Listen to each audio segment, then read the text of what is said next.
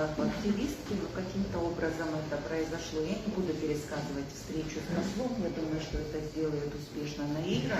Я подведу итоги данной встречи, на которую, собственно говоря, мы пошли для того, чтобы сообщить послу, что большая часть общественности Абхазии категорически против отчуждения Пицунды и отчуждения собственности абхазской. Посол нам дал ясно понять, что мнение общественности, в общем-то, его не интересует, что его главная ставка и что его главный ориентир на парламент. Парламент он назвал лакмусовой бумажкой, если кто-то читал вчерашнюю информацию, вы, наверное, это заметили, лакмусовой бумажкой для Российской Федерации, которая по тому, как пройдет голосование по проекту закона о ратификации соглашения, будет судить о дальнейших проектах, которые Россия намерена реализовать в Абхазии. Он говорил о 2 десятках проектов, но назвал конкретно только 2. Он назвал железнодорожный проект и проект аэропорта. И вопрос о Пицунской даче он напрямую увязал с вопросами, которые должны также быть приняты в парламенте. Это вопросы, связанные с землей и связанные с недвижимостью. Что я еще хотела бы сказать? Да, он подчеркнул, что поэтому Пицунский вопрос является для них знаковым. Но по итогам встречи я все-таки вынуждена констатировать, что посол не оставил пространства ни для каких наших иллюзий, связанных с тем, что вот это как бы это вот не правительство России, не высшее руководство России, а вот какие-то олигархи, не знаю, олигархи или не олигархи, конкретно он не констатировал, но он сказал, что это интерес высшего руководства России.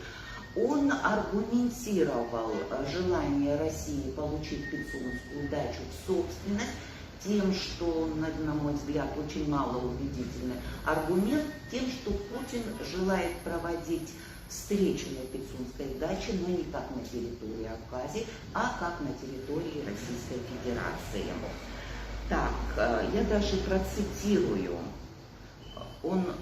Это прямая цитата. Путину нужна Пицунда, сказал посол. Так, это я сказала. Да, и я хотела бы отметить, что в речи посла присутствовали элементы самого откровенного шантажа. Он несколько раз подчеркнул, что, вернее, спросил наши отношения, как мы будем реагировать на то, что если в результате того, что мы не подпишем, наш парламент не ратифицирует соглашение, ФСО России покинет Пицунду. Потом он сказал о российской военной базе, которую тоже может покинуть российские войска. И он дал понять, что инвестиционные проекты, которые запланированы, опять же повторю, что он назвал два проекта, аэропорт и железная дорога, не будут реализованы, если парламент не примет проект закона о ратификации, а соответственно не примет законы, связанные с недвижимостью, с продажей недвижимости иностранцам и земли.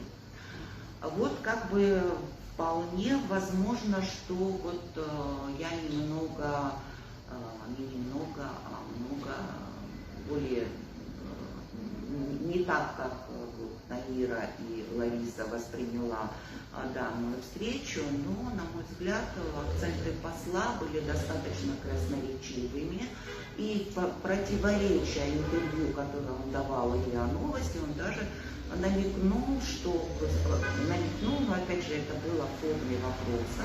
Он спросил, а как вы прореагируете, если вы перестанете получать пенсии российские. Ну, вот такой вот был у нас разговор. Между тем, я считаю, что разговор был все равно полезен. Во-первых, мы донесли свою позицию до посла.